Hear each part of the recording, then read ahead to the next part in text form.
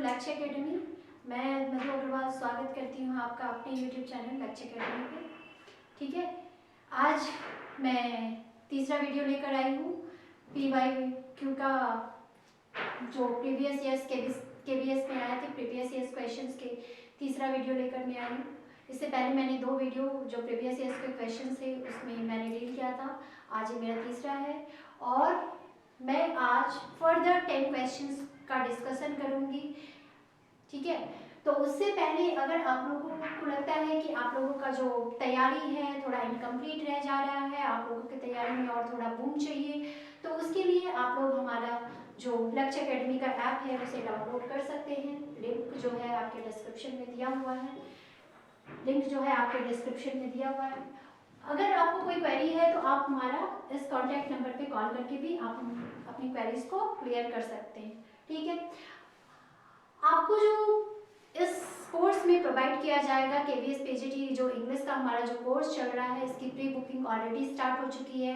Classes हमारी जो 26 दिसंबर से रेगुलर हो जाएगी और इस क्लासेस पे आपको आपकी रिकॉर्डेड क्लास भी मिलेंगे, प्लस आपका जो PDF होगा, PDF भी प्रोवाइड किया जाएगा, लाइव MCQ सेशन होगा।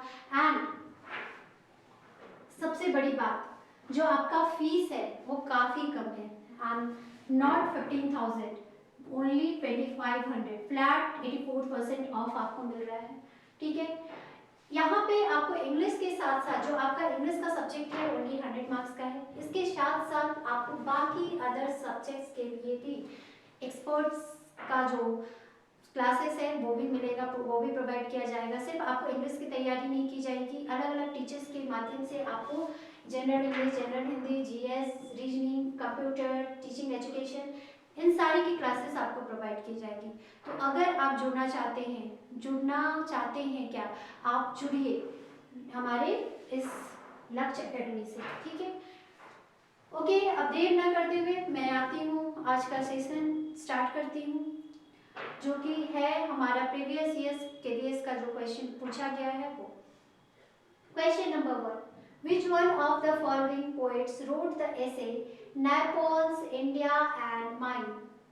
ठीक है, इसमें पूछा जा रहा है which one of the following poets wrote Naples, India and Mine। तो इनमें से कौन सा पोएट ने लिखा है ये essay Naples, India and Mine? Answer क्या होगा? Hurry up, do you know the answer? Which one will be the answer? Kamala Das, R. Parthasarathi, A.K. Ramanujan, and the last option is Nissim HK. What will be the answer? The answer is Nissim HK. Okay, the answer is Nissim HK. Nissim HK is the correct answer. Okay, निसिम SQL ने ही नेपोल्स, India and mine ये ऐसे लिखा था। Okay, ये ऐसे किसके द्वारा लिखा गया था? तो निसिम एस्केल के द्वारा लिखा गया था। ठीक है, और ये क्या है, एक एक्चुअली में ये जो है एन एरिया ऑफ डार्कनेस, मतलब ये ट्रैवलॉग में लिखा गया है। ओके, चलिए अब हम लोग नेक्स्ट क्वेश्चन को देखते हैं। हमारा नेक्स्ट क्वेश्चन है the famous grave digger scene appears in. जो फेमस ग्रेव डिगर सीन जो है वो किस प्ले में अपीयर हुआ है? In the play King Lear, the Tempest, Hamlet और द ओथेलो। किस प्ले में ग्रेव डिगर का सीन आया है? तो फटाफट आंसर कीजिए, हरी अप। आई थिंक आप लोगों को ये पता होगा कि कौन सा आंसर होगा, कौन सा ऑप्शन आपको चूज करना है। इतना टाइम नहीं मिलेगा क्योंकि it is very easy question. The answer is Hamlet. Option number C is the correct answer. जो फेमस ग्रेव डिगर का सीन है वो किस प्ले में आया है? तो प्ले हैमलेट में आया। And all the play is written by William Shakespeare. ये सारा प्ले किसके द्वारा लिखा गया है? तो विलियम शेक्सपियर के द्वारा लिखा गया है। ठीक है, किसके द्वारा लिखा गया है? तो विलियम शेक्सपियर के द्वारा लिखा गया है। ये आपको पता ही होगा, बट फिर भी मैं एक बार रिमाइंड करवा दिया कि ये सारा प्ले जो है किसके द्वारा है? विलियम शेक्सपियर के द्वारा है। और फेमस ग्रेव डिगर का जो सीन आता है वो हमारा नाटक जो है हैमलेट में आता है। ओके, चलिए हम नेक्स्ट क्वेश्चन पे बढ़ते हैं। हमारा नेक्स्ट क्वेश्चन है cowards die many times before their The valiant never taste of the death but once. This is a quote from option number A, Hamlet, option number B, Julius Caesar, option number C, The Merchant of Venice, and the option number D is Macbeth. What will be the answer? कौन सा answer होगा? जो famous quote है हमारा, cowards die many times before their deaths and the valiant never taste of death but once. जो cowards होते हैं वो मतलब मरने से पहले बार बार मरते हैं. कॉवर्ड्स मीन्स डरपोक, मतलब डरपोक अपने लाइफ में एक बार नहीं मरते, बार बार मरते हैं. लेकिन जो वैलियंट होते हैं, जो ब्रेव होते हैं, वो जो लाइफ में जो मौत का जो रूप होता है वो सिर्फ अपनी जिंदगी में एक ही बार देखते हैं. कॉवर्ड्स की तरह नहीं कि पल पल मरते हैं. तो ये फेमस जो कोट है वो किसने कहा है या किस नाटक में लिया गया है? तो किस नाटक से आया है? हैमलेट से आया है, जूलियस सीजर से आया है, द मर्चेंट ऑफ वेनिस से आया है या फिर मैकबेथ से आया है? तो ये फेमस कोट जो है ये जूलियस सीजर से आया है. The answer is Julius Caesar. और इस कोट को सीजर ने ही कहा था, ठीक है, कि cowards die many times before their deaths and the valiants never taste the death but once. और बोलो, ठीक है. तो आई थिंक आप लोगों को क्लियर हो गया होगा answer. This famous quote is from Julius Caesar. Okay, चलिए हम लोग नेक्स्ट क्वेश्चन पे आते हैं. Question number 4.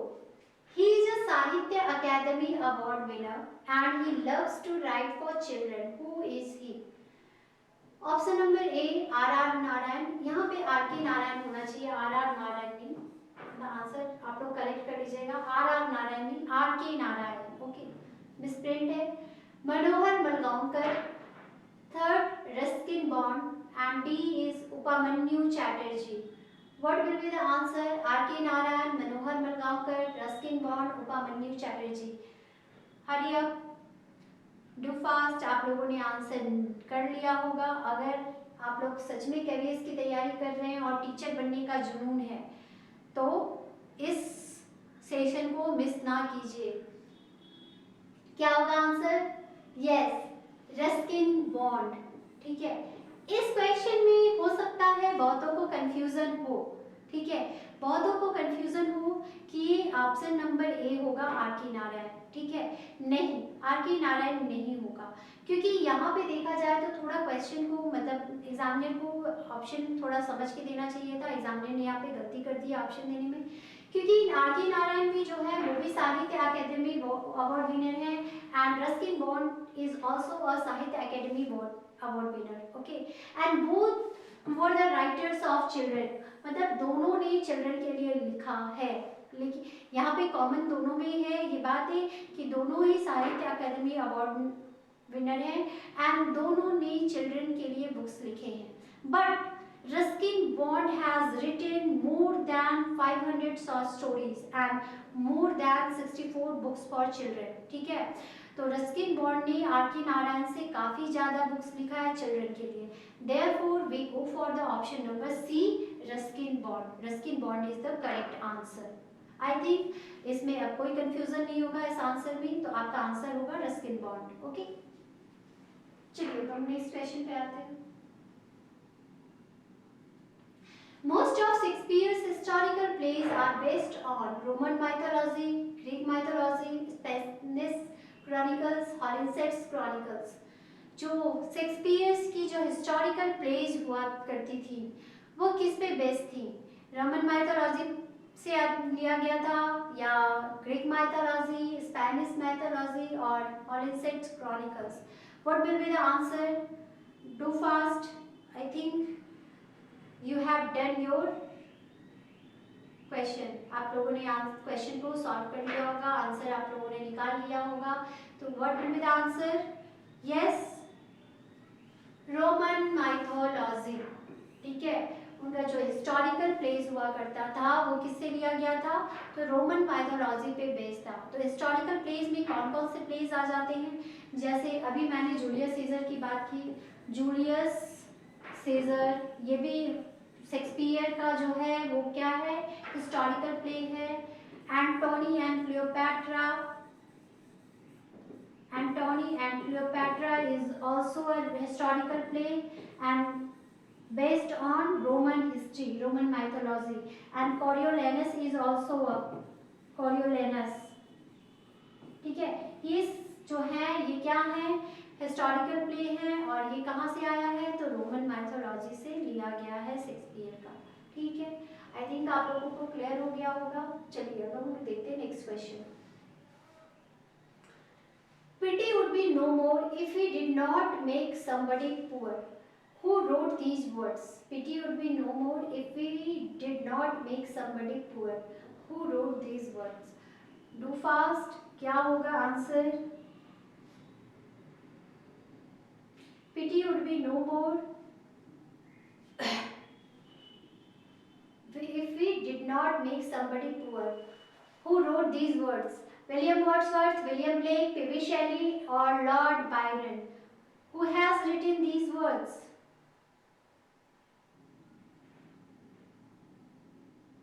These words have been written by William Blake. These words have been written by William Blake. William Blake के द्वारा ये words लिखा गया है। उनका ही एक famous poem the human abstract में, किसमें लिखा गया है? The human abstract.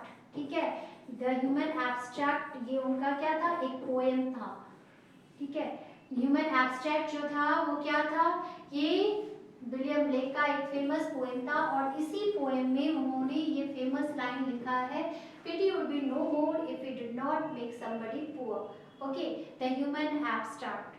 The line has been taken from the human abstract poem of William Blake. Okay, I think आप लोगों को क्लियर हो गया होगा। चलिए आप लोग नेक्स्ट क्वेश्चन को देखते हैं। Question number 7, of whom did Coleridge write, so beautiful a countenance eyes that the open portals of the sun thinks of light and for light?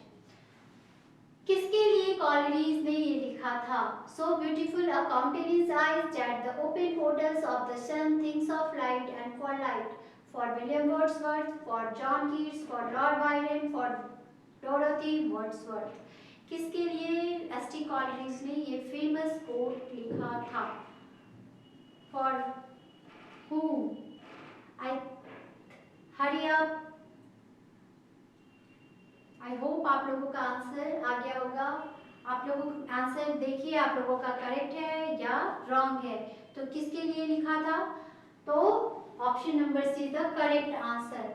वो एस.टी. कॉलरीज ने अपने ही एक फेलो स्टूडेंट, जो उनका एक फेलो स्टूडेंट था Lord Byron. ठीक है, लॉर्ड बायरन जो थे एस.टी. कॉलरीज के फेलो स्टूडेंट थे और इन्हीं के लिए उन्होंने एस.टी. कॉलरीज ने ये कोट लिखा है। ठीक है, एक लेटर में उन्होंने ये कमेंट किया था, एक लेटर में लिखा था, जो कि लेटर जो कब आया था, तो 10 अप्रैल 1816 में ये लेटर आया था। 10 अप्रैल 10 अप्रैल 1816 में ये लेटर लिखा था एस.टी. कॉलरीज ने, अ लेटर। ठीक है, a letter has been written by S T. Coleridge और इसी लेटर में उन्होंने लॉर्ड बायरन के लिए लिखा था, so beautiful a countenance eyes that the open portals of the sun things of light and for light. आप लोगों को पता ही होगा कि एस.टी. कॉलरीज जो थे वो रोमांटिक पीरियड से बिलोंग करते थे। ठीक है, और रोमांटिक पीरियड से बिलोंग करते थे। लॉर्ड बायरन भी जो थे वो भी रोमांटिक पीरियड से ही बिलोंग करते थे, बट जो लॉर्ड बायरन थे वो क्या थे, सेकेंड जनरेशन पोएट थे। ठीक है, लॉर्ड बायरन जो थे वो सेकेंड जनरेशन थे, एस.टी. कॉलरीज जो थे वो फर्स्ट जनरेशन के थे। First generation and second generation क्या हो गया, जो मतलब जो रोमांटिक एरा जो था वो स्टार्ट होता है कब, लिरिकल बैलेट्स के पब्लिकेशन से। और लिरिकल बैलेट्स जो पब्लिश हुआ था वो William Wordsworth and ST. Coleridge का दोनों का एसोसिएशन वाला पब्लिकेशन था। दोनों का मतलब दोनों के पोएम्स उसमें इंक्लूड किए गए थे। ठीक है, तो यहीं से जो रोमांटिक पीरियड है वो स्टार्ट होता है। लेकिन और यहाँ से जो है रोमांटिक पीरियड जब स्टार्ट हुआ तो इसमें ST. Coleridge, William Wordsworth and Robert Southey were the first generation poet. ये शुरुआत में आए तो इसलिए इनको फर्स्ट जनरेशन कहा गया। और लॉर्ड बायरन का तो जन्म जो है वो कुछ टाइम बाद हुआ, वो कुछ टाइम बाद आए। जब इन लोगों का लिखने का पीक और थोड़ा सा कम हुआ तब लॉर्ड बायरन का लिखना स्टार्ट हुआ था। तो that's why lord Byron is called the second generation poet of romantic period. Second generation में और कौन कौन से पोएट थे? पीबी शेली थी, जॉन कीट्स थे, ठीक है, एंड लॉर्ड बायरन, ठीक है। ये क्या थे? Second generation poets of romantic period. I think आप लोगों को काफी कुछ पता चला होगा। ओके, चलिए नेक्स्ट क्वेश्चन पे हम लोग आते हैं। Question number 8। क्वेश्चन नंबर 8 है, in which of the following novels does R.K. Narayan focus on the importance of family in one's life? देखिए, ये हमारा इंडियन लिटरेचर, जो आपने आर के नारायण का नाम तो जरूर ही सुना होगा क्योंकि इंडियन लिटरेचर में काफ़ी फेमस नॉवेलिस्ट थे। तो वही पूछा जा रहा है कि उनकी किस नॉवेल में आर के नारायण ने इम्पोर्टेंस ऑफ फैमिली, अपने जीवन में इम्पोर्टेंस ऑफ फैमिली कि किस नॉवेल में उन्होंने ये चीज़ पे फोकस किया है। तो in which of the following novels does R K Narayan focus on the importance of family in one's life? तो किस नॉवेल में उन्होंने इम्पोर्टेंस ऑफ फैमिली पे फोकस किया है? The Guide, mister Sampath, the bachelor of Arts, the Painter of Science. Which option is the correct answer?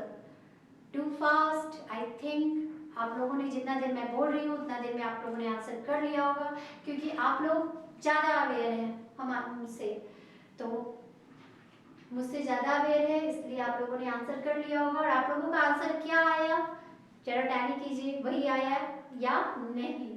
तो क्या होगा answer? The bachelor of arts is the correct answer, ठीक है। तो आर के नारायण ने अपने novel the bachelor of arts में family के इम्पोर्टेंस पे फोकस किया है, ठीक है। मतलब इसमें role and influence of the family including the career of Chandran.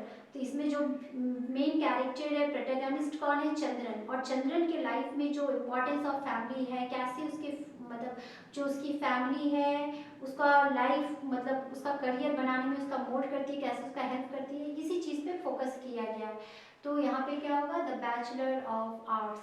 ये बाकी सारे नॉवेल्स भी जो हैं वो आर के नारायण के द्वारा ही लिखे गए हैं। तो द गाइड जो है वो काफ़ी फेमस नॉवेल है आर के नारायण का, आप लोगों ने पढ़ा भी होगा या इस पे तो मूवी भी आई हुई है, द गाइड, आप लोगों ने देखा होगा। ये क्या है? गाइड पे बेस्ड है, राजू नाम का एक गाइड होता है और उसी पे ये कहानी चलती है, ये नॉवेल, ठीक है। मिस्टर संपत, ये भी एक हीरो था और हीरो जो है वो श्रीनिवास इसमें मेन कैरेक्टर है और वही उस पे पूरा ये नॉवेल बेस्ड है। And the bachelor of arts मैंने बताया, द पेंटर ऑफ साइंस भी एक ये पेंटर के लाइफ का जिक्र है इसमें, द पेंटर ऑफ साइंस, ठीक है।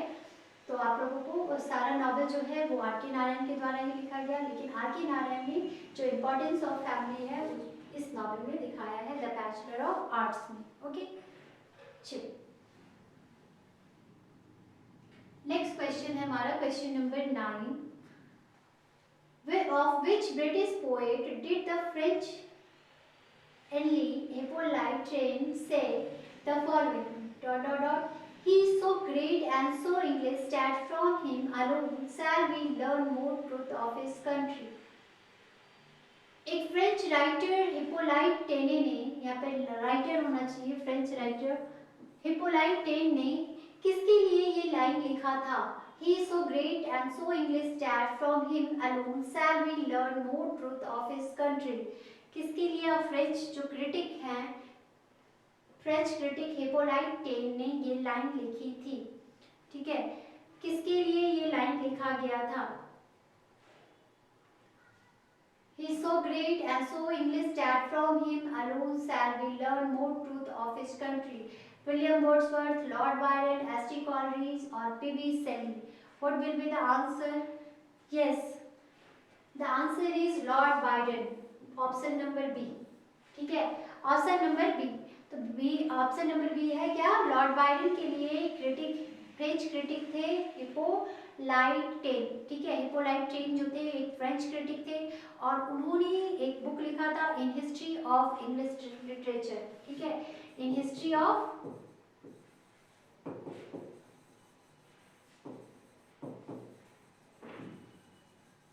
इंग्लिश लिटरेचर, ठीक है। इसी बुक में उन्होंने लॉर्ड बायरन के लिए ये लाइन लिखा था, ठीक है, he so great and so English that from him alone shall we learn more truth of his country, मतलब उनसे ही हम लोग उनके कंट्री के बारे में ज़्यादा सच्चाई जान सकते थे, ठीक है। और ये किसके लिए लिखा था उन्होंने, तो लॉर्ड बायरन के लिए लिखा था। The answer is Lord Byron. Okay, चलिए आज का हम लोग लास्ट क्वेश्चन देखते हैं। Question number 10, Who among the following English poets define poetic imagination as? इनमें से कौन से इंग्लिश पोइट्स ने पोएटिक इमेजिनेशन को डिफाइन किया है? A repetition in the finite mind of the eternal act of creation in the infinite I am. William Blake, Wordsworth, Coleridge और सेली। किसने इस लाइन को, इमेजिनेशन को, मतलब पोएटिक इमेजिनेशन को डिफाइन किया है? अ reputation in the finite mind of the eternal act of creation in the infinite I am. किसने डिफाइन किया है ऐसे? विलियम ब्लेक ने, विलियम वर्ड्सवर्थ ने, एस टी कॉलरिज ने और पी.वी. सेली ने। तो बताइए किसने डिफाइन किया है पोएटिक इमेजिनेशन को? तो पोएटिक इमेजिनेशन अगर आप लोगों ने एस टी कॉलरिज को अच्छे से पढ़ा होगा तो आप लोगों को आंसर तुरंत मिल गया होगा, क्योंकि एस टी कॉलरिज ने ही पोएटिक इमेजिनेशन को डिफाइन किया था, ठीक है। तो answer will be Coleridge. Okay, आप लोगों को आंसर मिल गया होगा। और ये कॉलरिज ने पोएटिक इमेजिनेशन को कहाँ डिफाइन किया है ऐसे? तो उनका अपना ऑटोबायोग्राफिकल वर्क बायोग्राफिया लिटरेरिया, ठीक है, बायोग्राफिया लिटरेरिया में उन्होंने इस चीज को डिफाइन किया है, लिटरेरिया। इसकी स्पेलिंग आप लोग देख लीजिएगा, ठीक है। बायोग्राफिया लिटरेरिया में उन लोगों ने इस ने पोएटिक इमेजिनेशन को डिस्क्राइब किया है। अ reputation in finite mind of the eternal act of creation in the infinite I am, ठीक है। इस वर्क में एस टी कॉलरिज ने डिफाइन किया है पोएटिक इमेजिनेशन को। और ये बायोग्राफिया लिटरेरिया जो था ये एस टी कॉलरिज का एक ऑटोबायोग्राफिकल वर्क था, जो कि पब्लिश्ड कब हुआ था? तो 1817 में। कब पब्लिश्ड हुआ था? तो 1817 में पब्लिश्ड हुआ था। और कितने वॉल्यूम्स में आया था? तो 2 वॉल्यूम्स में आया था, ठीक है। कितने वॉल्यूम्स में आया था? तो 2 वॉल्यूम्स में आया था बायोग्राफिया लिटरेरिया। कब पब्लिश हुआ था? तो 1817 में। और कितने वॉल्यूम्स में आया था? तो 2 वॉल्यूम्स में। तो आई होप आप लोगों को मतलब सिर्फ PYQ के अलावा भी बहुत सारी जानकारियां मिली होंगी। तो और भी आप अपनी नॉलेज को एक्सप्लोर करना चाहते हैं या फिर KBS PGT को क्रैक करना चाहते हैं तो जुड़िए हमारे लक्ष्य एकेडमी ऐप से। और लक्ष्य एकेडमी ऐप को आपको जो डाउनलोड करना है उसका ऐप लिंक आपके डिस्क्रिप्शन बॉक्स में प्रोवाइड है। And any query you can call on 8603970274 and only in ₹2500, and we are providing recorded classes for theory, live doubt classes, live MCQs classes, and we will also provide the notes of in the form of PDF, ठीक है। और English के अलावा only not we are covering not only 100 marks, we are covering one total 180 marks by our experts of all other subjects, ठीक है। तो आप लोग जुड़ सकते हैं हमारे, आप लोगों का जो लिंक ऐप लिंक है वो डिस्क्रिप्शन बॉक्स में प्रोवाइड है। तो आप लोग अपने मतलब अभी नहीं तो कभी नहीं, इसलिए जितना जल्दी आप लोग हो सके तो आप लोग अपनी प्री बुकिंग कराइए, क्योंकि KBS की जो वैकेंसी है आ चुकी है, आप लोग भी इससे अवेयर होंगे। ओके।